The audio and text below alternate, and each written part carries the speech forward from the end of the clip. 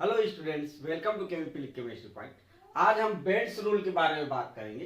क्यों हमको bends rule की जरूरत पड़ती है, क्यों इसको इतना इंपॉर्टेंस देते हैं हम केमिकल बॉन्डिंग में, तो वो सब के बारे में हम बात करेंगे। तो सबसे पहले मुझे ये बताइए, यदि मैं स्ट्रक्चर बनाना चाहूं PF3Cl2 का, तो मोस्ट प्रिफरेबल स्ट्रक्चर क्या होगा, मतलब मोस्ट स्टेबल स्ट्रक्चर क्या होगा। ठीक, तो यहां से हम स्टार्ट करते हैं। देखिए, आपका जो है, कुछ लोग बोलेंगे कि भैया ये सिमेट्रिकल है, Cl ये फर्स्ट स्ट्रक्चर जो है दोनों Cl एक्सियल में है और तीनों फ्लोरीन क्या है आपका इक्वेटोरियल में है, तो ये जो है आपका मोस्ट स्टेबल स्ट्रक्चर होगा, क्योंकि इसका डाइपोल मोमेंट भी क्या है आपका 0 है। ठीक, तो नहीं, ऐसा नहीं है। आपका बेंड्स रूल यही चीज बताता है कि भैया आपका मान लो टीबीपी स्ट्रक्चर है जिसमें दो टाइप का एंगल होते हैं। जैसे कि मैं बात करूं, देखो, यदि हम ऑक्टाहेड्रल स्ट्रक्चर की बात करते हैं तो ऑक्टाहेड्रल स्ट्रक्चर में सभी एंगल एक जैसा रहता है। तो ये डिफरेंट टाइप का एटम है, डिफरेंट टाइप का एटम है, तो उसको आप कहीं पर भी रखो कोई दिक्कत नहीं है। क्यों? क्योंकि सभी एंगल क्या है आपका आइडेंटिकल है। लेकिन टीबीपी स्ट्रक्चर में देखोगे यदि, तो टीबीपी स्ट्रक्चर में दो एंगल पाया जाता है। एक जो है 90 डिग्री एक्सियल और इक्वेटोरियल के बीच 90 डिग्री, जबकि इक्वेटोरियल इक्वेटोरियल के बीच जो है 120 डिग्री पाया जाता है। ठीक, तो यहां पर जो है आप जब कोई ग्रुप को रखोगे तो दो टाइप का स्ट्रक्चर बनेगा। तो एक, या तो आप इसको इक्वेटोरियल में रख सकते हो या फिर आप इसको एक्सियल में रख सकते हो। क्लियर है? ठीक, एक्सियल में रख सकते हो या फिर इक्वेटोरियल। तो दो अलग अलग पोजीशन है। तो इस केस में हम यूज करते हैं बेंट रूल का। तो बेंट रूल आप मेनली यूज करते हो टीबीपी स्ट्रक्चर के लिए या फिर PBP structure, pentagonal bipyramidal structure के लिए। बेंट ये कहता है कि भैया आपका यदि डिफरेंट टाइप का एलिमेंट है टीबीपी स्ट्रक्चर पे, ट्राइगोनल बाइपिरामिडल स्ट्रक्चर में डिफरेंट टाइप का एलिमेंट्स है, तो आपका मोस्ट इलेक्ट्रोनिगेटिव एटम जो है प्रीफर करता है एक्सियल पोजीशन पे। किसमें? टीबीपी स्ट्रक्चर में। टीबीपी स्ट्रक्चर में मेनली याद रखना, ये किसके लिए दिया गया था आपका? टीबीपी स्ट्रक्चर के लिए आप बेंट रूल यूज करते हो। वो ये बोलता है, बेंट रूल ये कहता है कि most electronegative atom, most electronegative atom prefer to axial position. ठीक, ये क्वेश्चन बहुत बार आ चुका है नेट में कि आपका मोस्ट बेंट रूल के अकॉर्डिंग मोस्ट इलेक्ट्रोनिगेटिव एटम कहा जाता है। तो सुनो, आपका जो है most electronegative atom axial position पे क्यों जाता है, या मोस्ट स्टेबल स्ट्रक्चर देखोगे इसमें, तो ये जो है आपका मोस्ट स्टेबल स्ट्रक्चर होगा। मोस्ट स्टेबल स्ट्रक्चर रहेगा जिसमें दो इलेक्ट्रोनिगेटिव एटम, मोस्ट इलेक्ट्रोनिगेटिविटी देखोगे तो फ्लोरीन का इलेक्ट्रोनिगेटिविटी क्या होता है आपका? ज्यादा होता है किसकी अपेक्षा? क्लोरीन की अपेक्षा। तो जब इस स्ट्रक्चर को आप टीबीपी स्ट्रक्चर बनाना स्टार्ट करोगे तो पहले मोस्ट इलेक्ट्रोनिगेटिव एटम कहां रखोगे? एक्सियल पोजीशन में। जब एक्सियल पोजीशन में रख लिए उसके बाद जो है वो प्रीफर करेगा आपका इक्वेटोरियल, क्योंकि अब कोई इक्वेटोरियल नहीं है, तो ये फ्लोरीन जबरदस्ती कहां जाएगा आपका? इक्वेटोरियल पोजीशन पे जाएगा। अब थोड़ा समझना, ये जो है आपका मोस्ट इलेक्ट्रोनिगेटिव एटम को क्यों हम बोल रहे हैं कि एक्सियल पोजीशन में जाएगा, ये स्ट्रक्चर क्यों ज्यादा स्टेबल नहीं है या ये क्यों स्टेबल नहीं है, मोस्ट स्टेबल फॉर्म ये बोल रहे हैं, तो ऐसा क्यों हो रहा है। ठीक, तो थोड़ा समझना। देखो, यदि मैं बात करूं मोस्ट इलेक्ट्रोनिगेटिव एटम, तो कोई भी इलेक्ट्रोनिगेटिव एटम उस पोजीशन पे जाना चाहेगा जहां से उसको इलेक्ट्रॉन ज्यादा मिले। क्यों? क्योंकि उसका काम ही है इलेक्ट्रोनिगेटिविटी। मतलब क्या? वो ज्यादा इलेक्ट्रोनिगेटिविटी है, मतलब वो इलेक्ट्रॉन को जितना ज्यादा हो सके वो अपनी ओर खींच सके। तो जहां पर उसको इलेक्ट्रॉन डेंसिटी ज्यादा मिलेगी या ज्यादा इजीली उस इलेक्ट्रॉन को खींच सकता है, उस पोजीशन को प्रीफर करेगा। तो टीबीपी स्ट्रक्चर में देखोगे तो टीबीपी स्ट्रक्चर जैसे कि PCl5 है, PCl5 में यदि हम हाइब्रिडाइजेशन देखते हैं तो यहां पे आपका इक्वेटोरियल पोजीशन, ये पोजीशन का हाइब्रिडाइजेशन जो होता है वो sp2 होता है, जबकि इसका एक्सियल का होता है आपका pd हाइब्रिडाइजेशन। इसका sp2, इसका pd, तो दोनों को कंबाइन कर क्या बोलते हैं हम?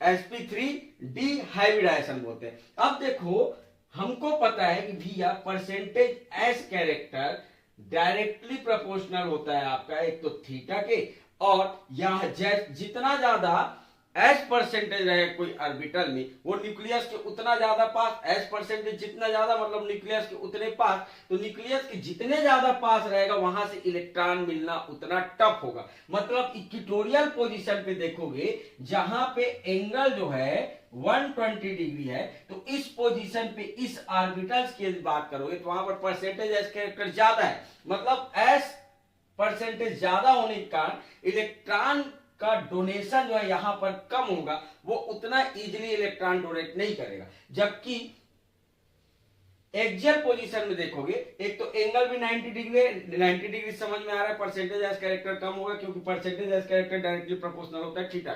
और दूसरा हाइब्रिडाइजेशन क्या होता है आपका पीडी, मतलब एक्सियल पोजीशन पे उसका एस परसेंट जो है ऑलमोस्ट जीरो है, ठीक।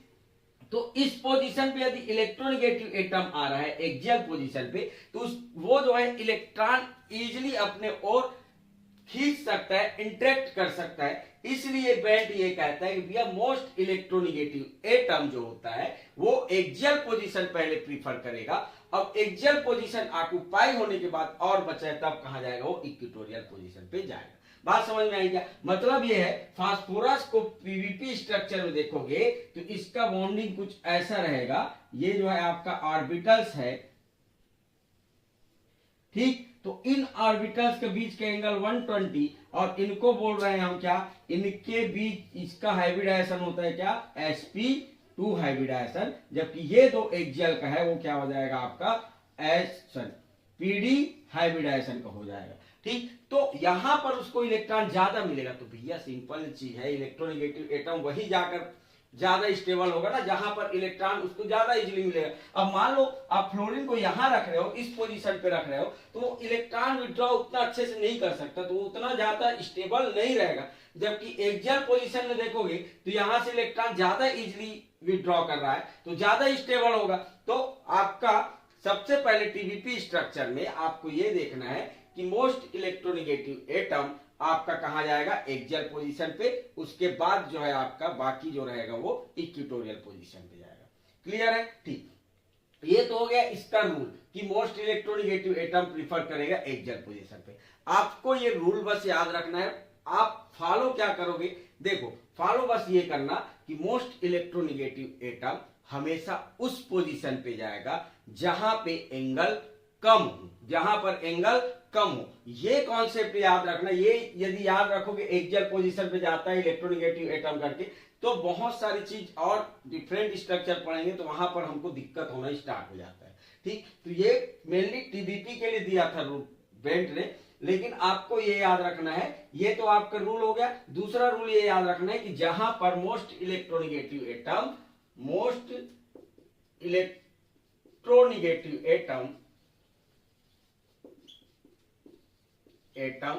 prefer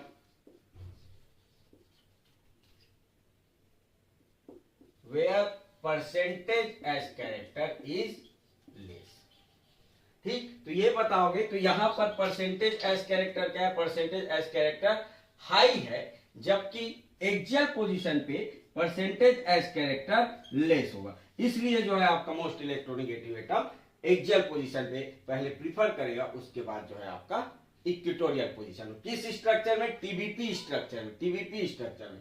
तो आपका मोस्ट इलेक्ट्रोनेगेटिव एटम वहां प्रीफर करेगा और परसेंटेज एस कैरेक्टर क्या है, डायरेक्टली प्रोपोर्शनल थीटा का। तो सिंपल चीज याद रखो कि मोस्ट इलेक्ट्रोनेगेटिव एटम को कहां डालना है, पहले जहां पर एंगल कम हो उस एंगल पे डालना है, या परसेंटेज एस कैरेक्टर जहां पर कम होगा। क्लियर है, ठीक। ये तो हो गया आपका मोस्ट स्टेबल स्ट्रक्चर क्या है। इसके अलावा आपका जैसे कि मान लो PCl5 का स्ट्रक्चर देखोगे तो PCl5 का स्ट्रक्चर जो रहता है आपका सिंपल है, क्योंकि इसमें कोई दिक्कत है नहीं, सभी एक जैसा लिगेंड है आपका, तो इसमें कोई दिक्कत नहीं है। अब आपको यदि पूछता है एक तो पूछेगा भैया मोस्ट प्रिफरेबल स्ट्रक्चर क्या है, ये इंपॉर्टेंट है। दूसरा चीज बॉन्ड लेंथ क्या होगा। मान लो ये एक्सियल वाला PCl एक्सियल का A है बॉन्ड लेंथ, और इक्वेटोरियल PCl का आपका B है, तो बॉन्ड लेंथ क्या होगा। तो इन जनरल यदि देखोगे जब सभी लिगेंड एक जैसा है तो एक्सियल में जो है परसेंटेज एस कैरेक्टर क्या है आपका लेस है, और जहां पर परसेंटेज एस कैरेक्टर कम होता है वो बॉन्ड क्या होता है आपका बड़ा होता है। एस परसेंटेज जितना ज्यादा होगा बॉन्ड उतना पास होगा न्यूक्लियस, इलेक्ट्रॉन डेंसिटी उतना पास होगा, इलेक्ट्रॉन डेंसिटी जितना पास होगा मतलब न्यूक्लियस की जितना पास है तो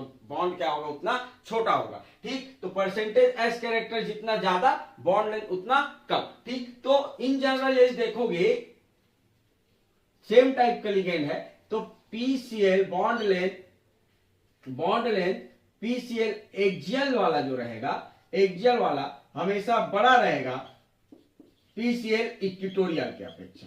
मतलब तुम बोल सकते हो कि भैया A is greater than B in general यदि सेम टाइप का लिगेंड है तो। लेकिन यदि आपको पूछ रहा है कि इसमें मान लो एक्सियल वाला पीएफ बॉन्ड लेंथ जो है ए है, पीसीएल बॉन्ड लेंथ जो है सॉरी पीएफ इक्वेटोरियल बी है और पीसीएल जो है आपका सी है बॉन्ड लेंथ, तो बॉन्ड लेंथ का ऑर्डर क्या होगा। बोल रहे आप सोच रहे हो कि पीएफ जो रहेगा बॉन्ड एक्सियल वाला, वो एक्सियल वाला बॉन्ड जो है आपका वीक रहता है इसलिए क्या होगा आपका बड़ा होगा करके, तो आप गलत सोच रहे हो। यहां पर आपको सिंपल सा कॉन्सेप्ट याद रखना है कि भैया सराउंडिंग एटम का साइज जितना बड़ा होगा, आपको इस कंडीशन में जब डिफरेंट टाइप का रहेगा एटम सराउंडिंग एटम, तब उसमें आपको एक्सियल इक्वेटोरियल नहीं देखना है। जब सेम टाइप का लिगेंड है या सराउंडिंग एटम है तब आपको एक्सियल और इक्वेटोरियल देखना है। ये डिफरेंट टाइप का है तो पहले देखो कि सराउंडिंग एटम कौन सा बड़ा है और कौन सा छोटा है। बड़ा साइज का जो आपका सराउंडिंग एटम रहेगा उसका बॉन्ड लेंथ ज्यादा रहेगा और स्मॉल साइज का सराउंडिंग एटम रहेगा उसका बॉन्ड लेंथ कम रहेगा। तो उसके अकॉर्डिंग जो है आपका सी का बॉन्ड लेंथ ज्यादा रहेगा। उसके बाद अब इन दोनों में कंपेयर करोगे तो अब इसमें एक्सियल और इक्वेटोरियल देखो, तो ये भी फ्लोरीन है ये भी फ्लोरीन है, तो एक्सियल वाले का बॉन्ड लेंथ ज्यादा होता है तो फिर ए हो जाएगा, फिर क्या हो जाएगा आपका बी हो जाएगा। इंपॉर्टेंट है क्योंकि यहीं पर फंसते हैं हम, ऐसा क्वेश्चन आता है तो बॉन्ड लेंथ कहां से हम बनाए कैसे करें करके। ठीक, तो इसको याद रखना, size of surrounding atom directly proportional to bond length. दो कॉन्सेप्ट बस याद रखना है आपको। एक तो भैया एक्सियल वाले का सेम टाइप का लिगेंड है या सराउंडिंग एटम है तो एक्सियल वाला का बॉन्ड लेंथ बड़ा होगा और इक्वेटोरियल का छोटा होगा। जबकि डिफरेंट टाइप का रहेगा तो आपको सराउंडिंग एटम का साइज बस देखना है, जितना बड़ा साइज का रहेगा उसका बॉन्ड लेंथ उतना ज्यादा होगा। क्लियर है? चलिए इनका स्ट्रक्चर बताइए, इसका स्ट्रक्चर बनाइए आप कैसे ड्रॉ होगा। तो देखो इसका स्ट्रक्चर क्या होगा, सिंपल है।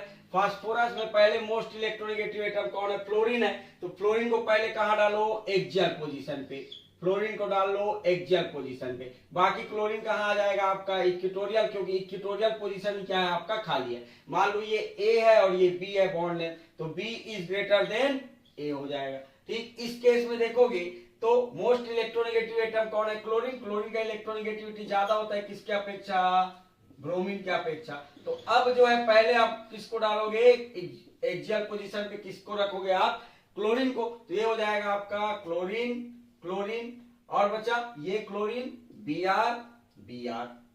मान लो ये A है B है और C है बॉन्ड लेंथ, तो क्या हो जाएगा सबसे बड़ा बड़ा बॉन्ड लेंथ क्या हो जाएगा आपका C, फिर हो जाएगा आपका A, फिर हो जाएगा आपका B। क्लियर है? ठीक, इसमें देखो, इसमें जब देखोगे आप तो फास्फोरस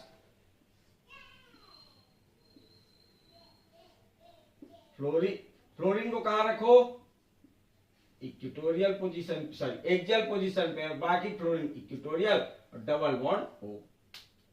ठीक, अब जो है मान लो ये A है B है और ये C है, अब बॉन्ड लेंथ क्या होगा सबसे बड़ा। अब देखो सिंपल चीज है, देखो यहां पर डबल बॉन्ड है, हाँ या ना, और देखो आपका ऑक्सीजन का साइज बड़ा होता है, ऐसे देखोगे तो ऑक्सीजन का साइज बड़ा होता है, ज्यादा कुछ नहीं रहता। फ्लोरीन का साइज देखोगे तो फ्लोरीन का साइज होता है आपका 72 के पिकोमीटर और ऑक्सीजन का साइज होता है 74 पिकोमीटर के आसपास। ठीक, पहला चीज। दूसरा चीज, ऑक्सीजन देखो उतना ज्यादा डिफरेंस नहीं है साइज में। दूसरा, ऑक्सीजन क्या बनाया आपका, डबल बॉन्ड बनाया, तो डबल बॉन्ड है तो भैया साइज क्या होगा उसका, सॉरी बॉन्ड लेंथ क्या होगा, छोटा होगा। तो अब देखो यहां पर जो है ए सबसे बड़ा हो जाएगा, फिर हो जाएगा सी, फिर हो जाएगा आपका बी।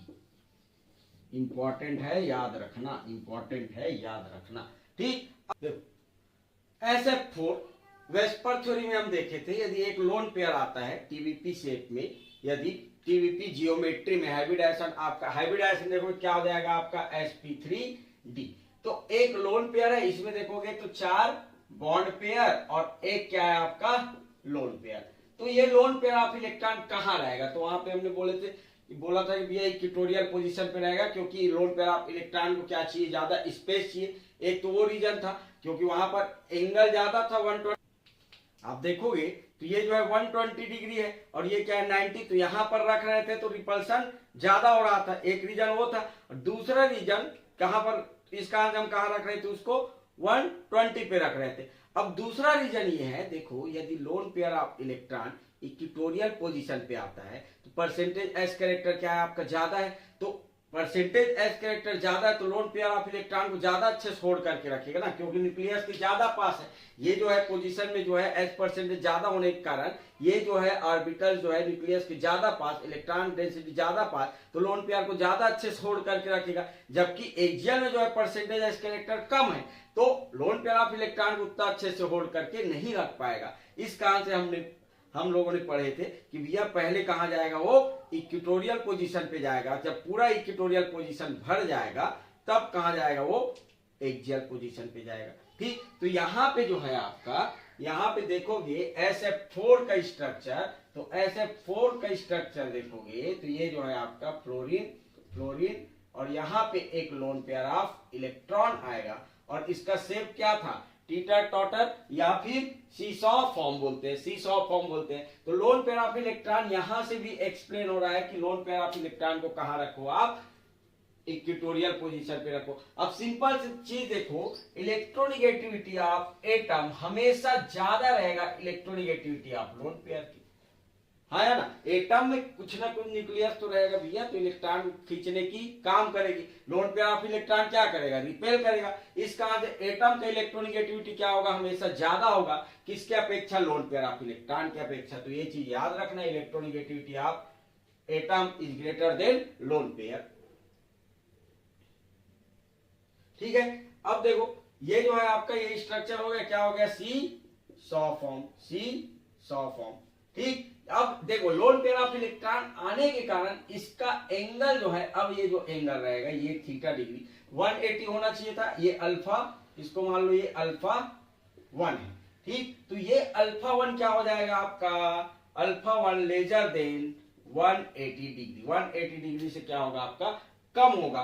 और इस एंगल को देखोगे, मतलब देखो लोन पेयर ऑफ इलेक्ट्रॉन है तो इनके बीच का एंगल कितना होना चाहिए, 180, लेकिन 180 नहीं होता, 178 डिग्री के आसपास होता है। अब ये लोन पेयर ऑफ इलेक्ट्रॉन है तो ये रिपेल कर रहा है, इसको थोड़ा सा इधर रिपेल कर रहा है, तो ये रिपेल कर रहा है, तो अब जो एंगल आएगा इनके बीच, जो एंगल है इनके बीच एंगल पहले 90 था, अब 90 डिग्री नहीं रहेगा, वो कितना हो जाएगा आपका 87 डिग्री हो जाता है। मतलब 90 डिग्री क्या होगा आपका कम हो जाएगा, क्योंकि lone pair of electron repel करता है, जो वेस्पर थ्योरी आपको बताता है। वेस्पर थ्योरी में हमने अच्छे से पढ़े, तो एक बार आप वीडियो देख लीजिएगा यदि नहीं देखे हो तो।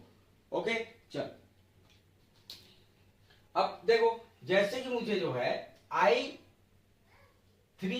के स्ट्रक्चर बनाना है, तो देखो इसका हाइब्रिडाइजेशन क्या हो जाता है आपका 7 और 2 + 1 डिवाइडेड बाई 2, तो 7 8 9 10 डिवाइडेड बाई 2, तो 5 स्टेरिंग नंबर, तो sp3d। इसमें लोन पेयर ऑफ इलेक्ट्रॉन कितना, लोन पेयर ऑफ इलेक्ट्रॉन कितना, तो 8 वैलेंस इलेक्ट्रॉन हो गया, 2 आयोडीन जो है सिंगल बॉन्ड बनाएगा, तो 3 लोन पेयर है और 2 क्या है आपका बॉन्ड पेयर है। तो अब स्ट्रक्चर देखोगे तो स्ट्रक्चर में एक्सियल पोजीशन पे कौन आ जाएगा, आयोडीन, क्योंकि electronegativity of atom is greater then lone pair. अब बाकी लोन पेयर कहां रहेगा आपका,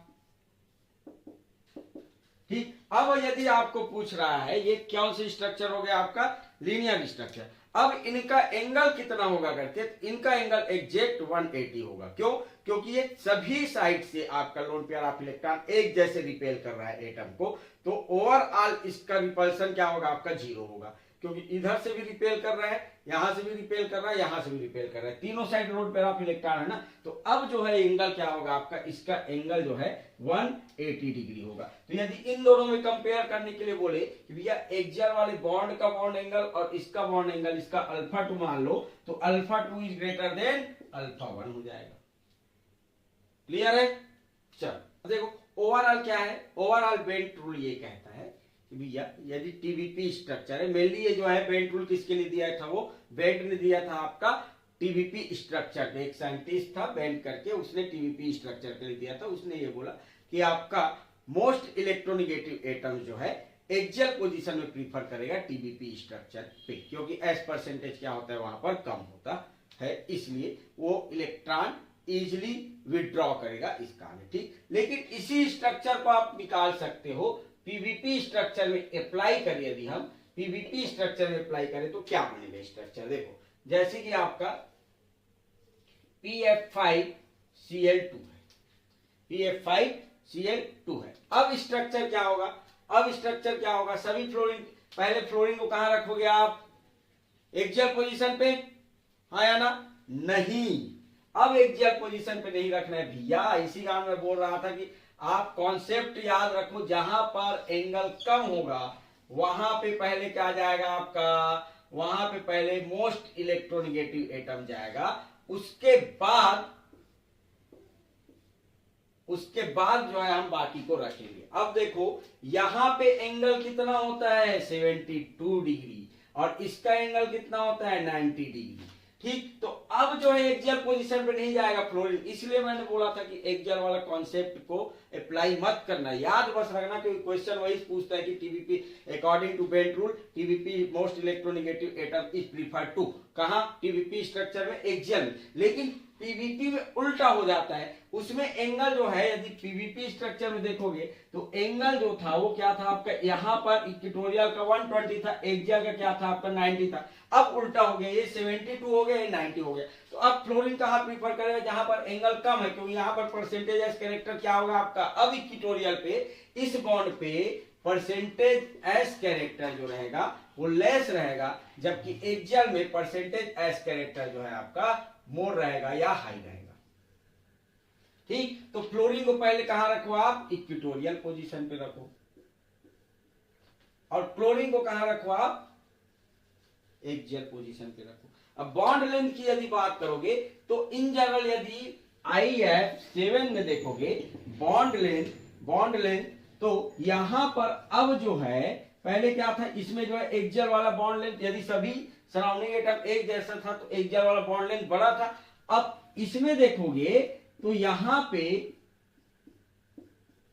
fluorine fluorine fluorine fluorine fluorine fluorine fluorine, इसमें जो है आपका ये एंगल कम है, ये एंगल कम होने के कारण परसेंटेज, अब देखो यहां पर परसेंटेज एस कैरेक्टर, यहां पर परसेंटेज एस कैरेक्टर क्या है आपका, लेस है, परसेंटेज एस कैरेक्टर लेस है, जबकि एक्सियल वाले में परसेंटेज एस कैरेक्टर हाई है।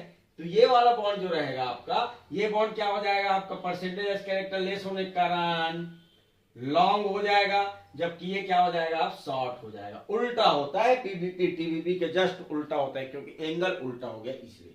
तो अब देखोगे मान लो ये ए है और ये बी है, तो ए इज लेजर देन बी हो जाएगा। तो इस केस में देखोगे मान लो ये एक्सियल वाला बॉन्ड ए है, फिर ये बी है, तो बॉन्ड लेंथ किसका बड़ा होगा, तो इसमें डिफरेंट टाइप का है, तो कुछ नहीं देखना है, क्या देखना है, सराउंडिंग एटम देखना है, कौन सा बड़ा साइज का है, कौन सा छोटा साइज का।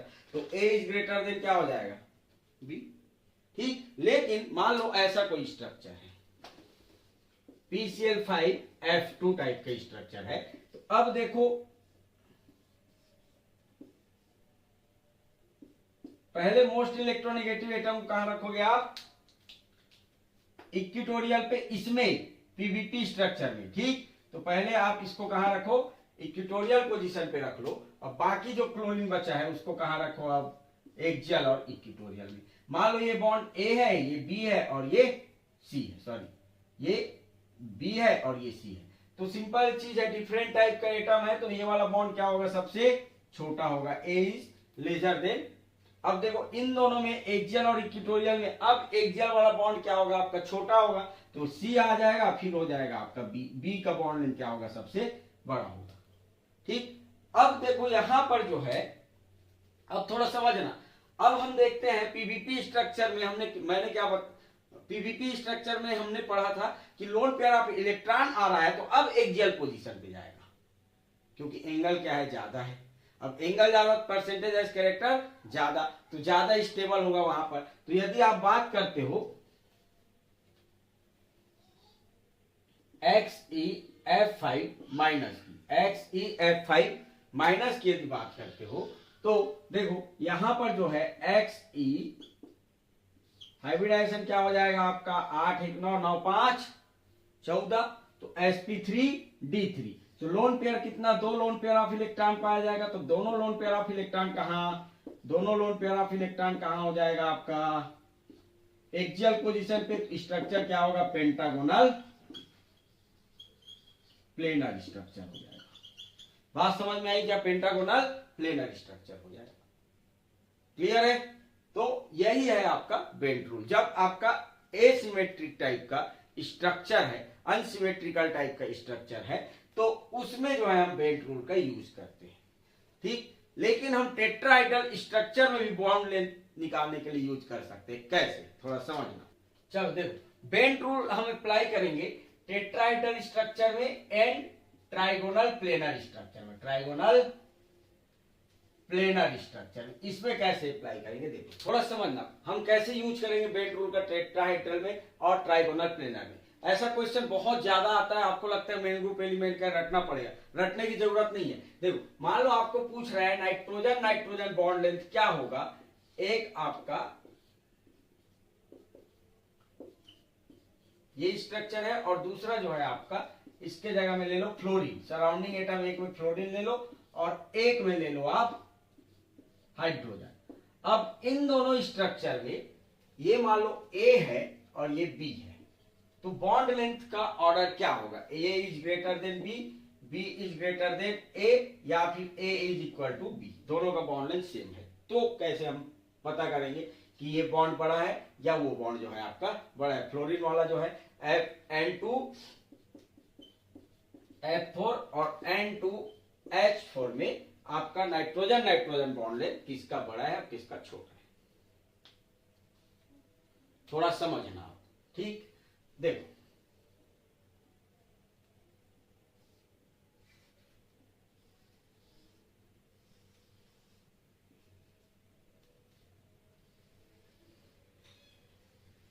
आपका ऑर्बिटल का स्ट्रक्चर ऐसी होगा।